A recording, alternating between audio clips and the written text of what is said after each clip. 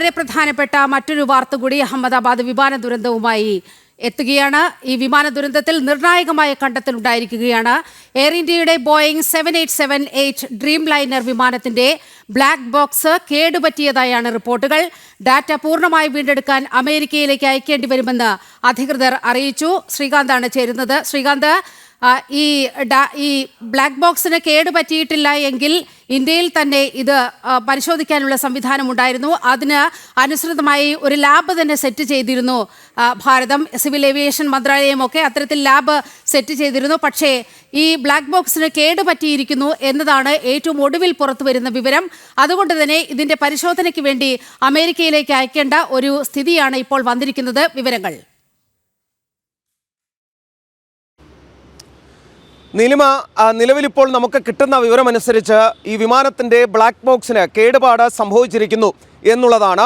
അത് ഔദ്യോഗികമായ സ്ഥിരീകരണം ഇനിയും വരേണ്ടതുണ്ട്. നിലവിലിപ്പോൾ വിവിധ സോഴ്സുകളിൽ നിന്നും ഇത്തരത്തിലുള്ള വിവരങ്ങൾ പുറത്തു വരുന്നുണ്ട്. ഇത് ഭാഗികമായി നമുക്ക് സ്ഥിരീകരിക്കാനും സാധിച്ചിട്ടുണ്ട്.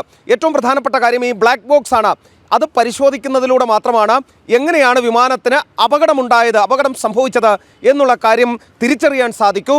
അത് തൽക്കാലം ഇനിയിപ്പോൾ ഇന്ത്യയിൽ അതിൻ്റെ പരിശോധന സാധ്യമല്ല എന്നുള്ളതാണ് നമുക്ക് മനസ്സിലാക്കാൻ സാധിക്കുന്നത്.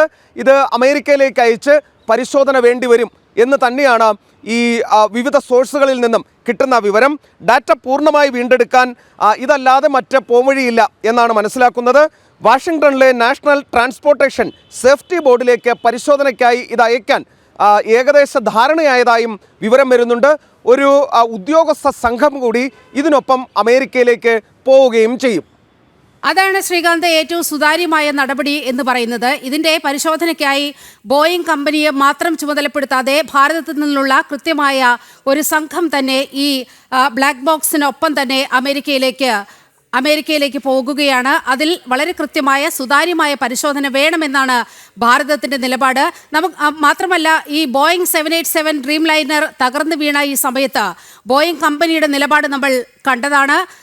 അവിടെ പൈലറ്റിനെ കുറ്റപ്പെടുത്തിക്കൊണ്ട് ഈ അപകടത്തിന്റെ ഉത്തരവാദിത്വം പൈലറ്റിന്റെ തലയിൽ കെട്ടിവെക്കാനാണ് അന്ന് ബോയിങ് കമ്പനിയുടെ ഭാഗത്തു നിന്നും ശ്രമമുണ്ടായത്. അപ്പോൾ അത്തരത്തിലുള്ള സംശയങ്ങൾ നിലനിൽക്കുമ്പോൾ തീർച്ചയായും ഭാരതത്തിന്റെ ഭാഗത്തു നിന്ന് ഒരു ഉദ്യോഗസ്ഥ സംഘം അങ്ങോട്ടേക്ക് പോകുമ്പോൾ കൃത്യമായ സുതാര്യത ഉറപ്പുവരുത്തുകയല്ലേ ചെയ്യുന്നത്. ശ്രീകാന്ത്, നിലവിൽ ഇതിൽ ഒരു കാര്യം പ്രത്യേകം ശ്രദ്ധിക്കേണ്ടതുണ്ട്. അതായത് ഈ ബോയിങ് ഡ്രീം ലൈനർ 787-നെതിരെ വ്യാപകമായ വിമർശനം പല കോണുകളിൽ നിന്നും നേരത്തെ തന്നെ ഉയർന്നിരുന്നു. അവരുടെ തന്നെ ജീവനക്കാരൻ ഇതിൻ്റെ അപകടം തുറന്നു കാട്ടുകയും അദ്ദേഹത്തിനെതിരെ അച്ചടക്ക നടപടി എടുക്കുകയും ചെയ്തിരുന്നു കമ്പനി. അതിനുശേഷം ഇന്നലെ ഉണ്ടായ ഏറ്റവും പ്രധാനപ്പെട്ട ഒരു നീക്കമെന്നത് DGCA 13 ബോയിങ് ഡ്രീം ലൈനർ 787-ന് ഈ പറക്കൽ അനുമതി നിഷേധിച്ചു എന്നുള്ളതാണ്. എയർ ഇന്ത്യയുടെ തന്നെ വിമാനങ്ങൾക്കാണ് പറക്കൽ അനുമതി നിഷേധിക്കുകയും ചെയ്തത്. അതായത് നമ്മൾ വളരെ കൃത്യമായി തന്നെ ഈ ബോയിങ് ഡ്രീം ലൈനർ 787-ൻ്റെ പ്രവർത്തനത്തെ വീക്ഷിക്കുന്നുണ്ട് എന്നുള്ളതാണ് ഇതിൽ നിന്നും വ്യക്തമാകുന്നത്. സ്വാഭാവിക നടപടി എന്ന രീതിയിലാണ് ഒരു ഉദ്യോഗസ്ഥ സംഘത്തെ കൂടി ഇതിനൊപ്പം അയക്കുന്നത്. അത് ബോയിങ് സ്വാഭാവികം നമുക്കറിയാവുന്ന കാര്യം, അതൊരു അമേരിക്കൻ കമ്പനി കൂടിയാണ്.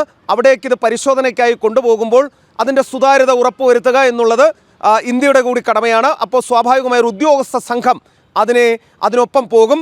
അതിൻ്റെ അധികം താമസിക്കില്ല എന്ന് തന്നെയാണ് മനസ്സിലാക്കാൻ കഴിയുന്നത്. പരിശോധനകൾ പൂർത്തിയാക്കി വൈകാതെ തന്നെ അതിൻ്റെ റിപ്പോർട്ട് എത്തും. എന്താണ് അപകട കാരണമെന്ന് മനസ്സിലാക്കാൻ കഴിയുമെന്നാണ് കരുതുന്നത്. യെസ്.